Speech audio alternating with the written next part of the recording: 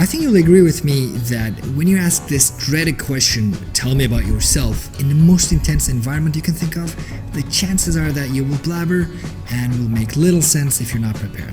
Worst of all, it will most likely be the first question they will ask you in the interview. Today, I will share with you a very detailed answer that will increase your chances to win that job by a probably large margin. I'm Deniz Salal. I'm a manager with PwC Consulting and also the creator of Landing Interviews Guaranteed and the Career Mastery. I've been interviewing thousands of candidates as a hiring manager for a very long time. In this video, my intention is to show you a different perspective than you find in conventional wisdom. Okay? Alright, let's continue. First, today I will cover what not to do. These will be short and sweet, I promise. Then we will look at why they're asking this question, and eventually we will craft the perfect answer for you. Okay? Sounds good? Great. What are your strengths? If you're prepared well enough, this is one question that you can collect so many points. Right. I'm Deniz Salal. I'm a manager with PwC Consulting and the creator of the Career Mastery. In this video, I will walk you through how to prepare your perfect answer if you stay until the end. Stay tuned.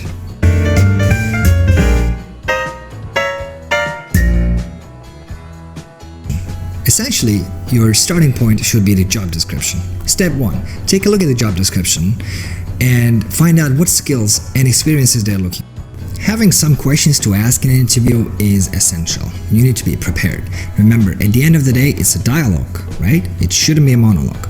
And your job is to make them feel that you are the right candidate for the job. You do not only possess the right skills, but also the experience. So, here's a controversy. If you consulted with an HR professional, they would advise you that you need to show them that you're interested in the job, and that's why you should just ask your questions to show your enthusiasm.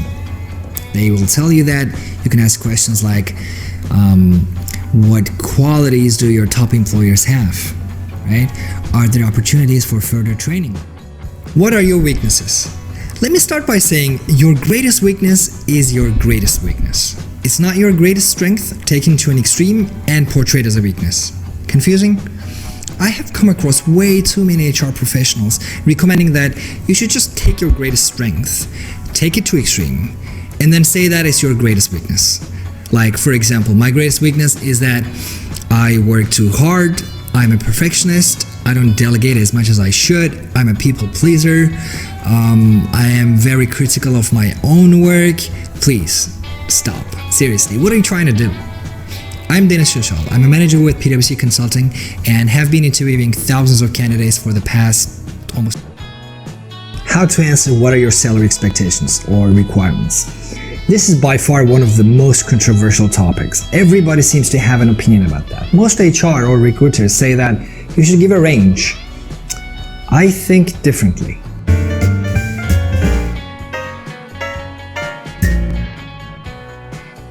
As always, before I can give you a straight up answer, there are a few things I need to know.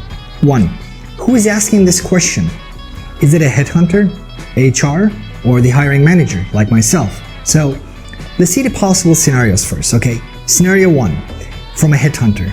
So, you're just interviewing with a recruiter or headhunter, okay? Scenario 2, from HR or internal recruiter.